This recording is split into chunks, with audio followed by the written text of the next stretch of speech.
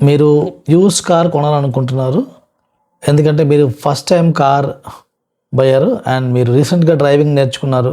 So మీకు కొత్త car అంత కాస్ట్ పెట్టి కొనే బదులు యూస్ కార్ కొని కొంచెం డ్రైవింగ్ పర్ఫెక్ట్ చేసుకొని అప్పుడు కొత్త కారు వైపు వెళ్ళొచ్చనే ఆలోచన ఉంది. సో అలాంటప్పుడు యూస్ కార్ కొనడం అనేది కొంచెం ట్రిక్కీ బిజినెస్ అనమాట, అంత స్ట్రైట్ ఫార్వర్డ్ కాదు. సో దీనికి ఒక 7 రూల్స్ అయితే మీకు చెప్తాను. అందులో కారు ఎంత ప్రైస్కి కొనొచ్చు, తర్వాత ఎన్ని ఇయర్స్ వాడిన కారు కొనాలి, ఎన్ని కిలోమీటర్స్ తిరిగిన కారు కొంటే కరెక్ట్, ఇంకా ఎక్కడెక్కడ కొనొచ్చు, ఇలాంటివన్నీ కూడా ఈ వీడియోలో అయితే కవర్ చేస్తాను. హాయ్ అండి, నేను మీ కార్ మామ ఛానల్కి ఫస్ట్ టైం వచ్చేటైతే కనుక సబ్స్క్రైబ్ చేసుకోండి. అండ్ ఈ వీడియో చేయడానికి చాలా ఎఫర్ట్ పట్టింది, ఒక్క లైక్ చేసి నన్ను ఎంకరేజ్ చేయండి. సో యూస్ కార్ విషయంలో మెయిన్ నేను చెప్పదలుచుకుంది ఏంటంటే, మీరు ఒకవేళ ఫస్ట్ టైం కార్ బయ్యారు, నాకు డ్రైవింగ్ అంతా రాదు, అందుకు నేను కొంచెం ఆ భయంతో నేను యూస్ కార్ కొనాలనుకుంటున్నాను అని అన్నప్పుడు ఒక విషయం చెప్తాను. అంటే యూస్ కార్స్ గురించి చెప్పే ముందు ఒకటి చెప్తాను. మీ దగ్గర బడ్జెట్ ఉంది, మీ బడ్జెట్ అలౌ చేస్తుంది, అండ్ మీ డ్రైవింగ్ పర్వాలేదు, మీరు కాస్త కాన్ఫిడెంట్గా ఉన్నారనుకుంటే కనుక ఫస్ట్ కార్ కొత్త కార్ కొనుక్కోవడమే బెటర్ ఆప్షన్ అండి. లేదు నాకు అంత కాన్ఫిడెన్స్ లేదు, కొంచెం భయం ఎక్కువ ఉంది, కొత్త కార్ కొంటే ప్రాబ్లం అవుద్దేమో అనుకుంటే మాత్రం మీరు యూస్ కార్ వైపు వెళ్ళొచ్చు.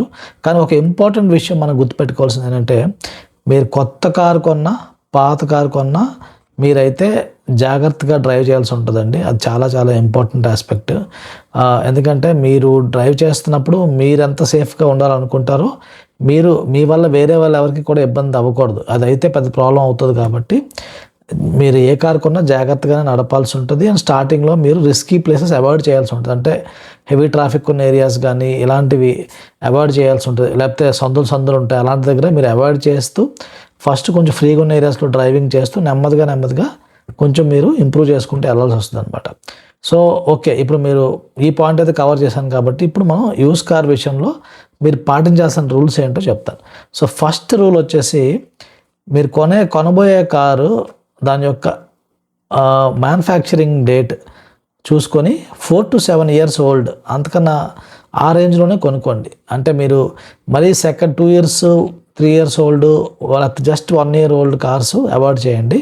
ఎందుకన్నానంటే ఫస్ట్ 1 to 3 years లోపల ఉన్న కార్లు ఎలా ఉంటుందంటే కొంచెం కాస్ట్ ఎక్కువ పెట్టి అమ్ముతారు.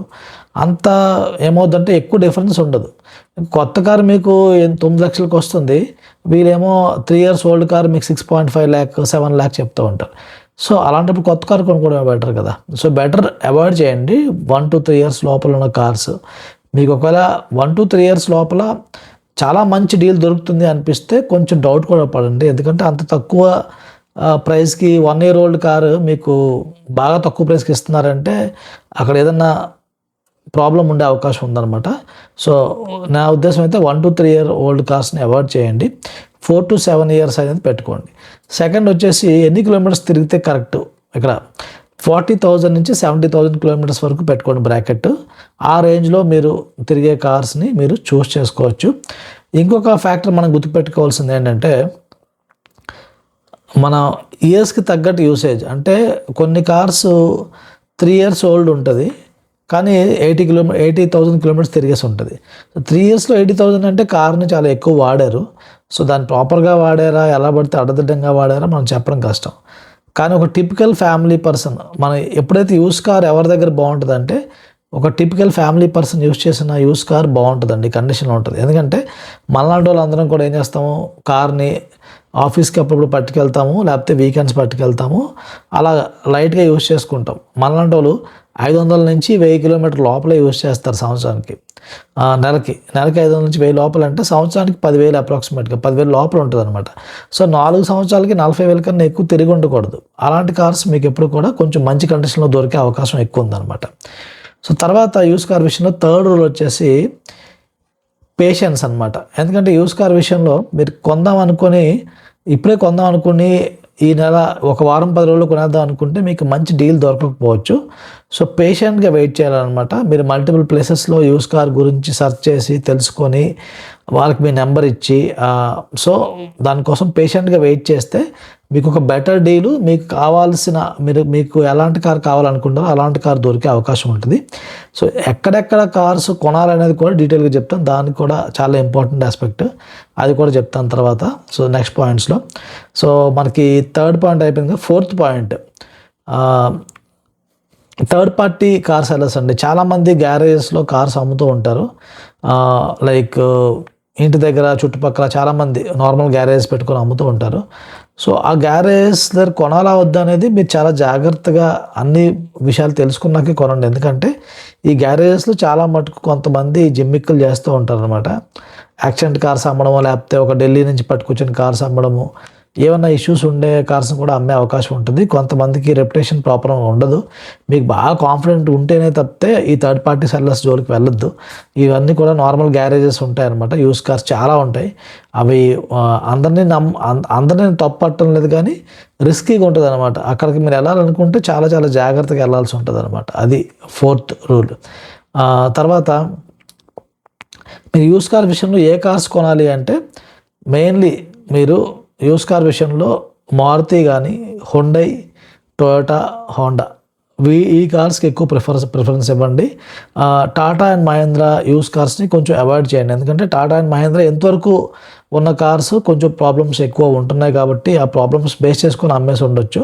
సో ఛాన్స్ ఆర్ హై అనమాట. అందుకు యూస్ కార్ విషయంలో stick to Maruti, Hyundai, Toyota or Honda. ఈ బ్రాండ్స్ అయితే మోస్ట్లీ రిలయబుల్గానే ఉంటాయి. ఈ కార్ కంపెనీస్, ఈ కార్స్ ఏంటంటే ఎక్కువ రోజులు వస్తూ ఉంటాయి కాబట్టి ప్రాబ్లం ఉండదు అనమాట.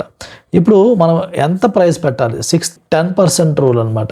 సో మనం పే చేసే కారు మనకి సంవత్సరం old car first 1 year 15% depreciation అయిపోద్దండి మన కార్ కొన్నాక. సెకండ్ ఇయర్ 12% అలాగా, థర్డ్ ఇయర్ 10%, ఫోర్త్ ఇయర్ ఇంకొక 8%. సో అప్రాక్సిమేట్గా చూసుకుంటే యావరేజ్గా ఒక ఇయర్కి 10% డెప్రిషియేషన్ అవుతుంటుంది. సో మీరు ఎవరైనా అడిగే కన్నా కార్ ఎవరైనా ఒక 5 years ఓల్డ్ కార్ అంటే 50% డెప్రిషియేషన్ అయిపోయి ఉండాలి. So 5 years old car 10 lakh car మీకు 5 to 6 lakhs లోపల రావాలి. అందుకని ఎక్కువ వస్తుందంటే it's not a good deal అనమాట. సో దాన్ని అవాయిడ్ చేయడం కరెక్ట్. సో ఈ 10% రూల్ కూడా మీరు మైండ్లో పెట్టుకోండి. ఇప్పుడు ఫైనల్గా మీరు ఎక్కడ కొనాలి, ఇది కూడా పెద్ద క్వశ్చన్ ఉంటుంది, ఎక్కడ కొంటే కరెక్ట్ అని చెప్పేసి. సో కార్స్ విషయంలో చాలా ఉన్నాయండి. అండ్ మారుతి వాళ్ళది ట్రూ వాల్యూ బాగా ఫేమస్ ఎప్పటి నుంచో ఉంది.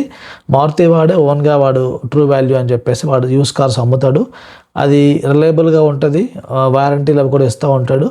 సో మారుతి ట్రూ వాల్యూ ఒకటి ఉంది. తర్వాత స్పిన్నీ అని ఒకటి ఉంది. స్పిన్నీ వాళ్ళది కూడా కొంచెం కార్స్ మంచి క్వాలిటీగా అమ్ముతున్నారు. కార్స్ 24 కూడా ఉంది. ఎక్కువ కార్సే లిస్ట్ అయి ఉంటాయి, కానీ కొంచెం ట్రిక్కీ మార్కెట్ ప్లేస్ ఇది. సో కొంచెం కాషన్తో మనం వెళ్ళాల్సి ఉంటుంది. సో ప్రైస్ అది చూసుకోవాలి. అండ్ వేరే కంపెనీస్ కూడా హుండై వాళ్ళది కూడా మనకి ఉంది. తర్వాత హుండై కంపెనీ వాళ్ళది కూడా సెకండ్స్ మార్కెట్ ఒకటి ఉందన్నమాట.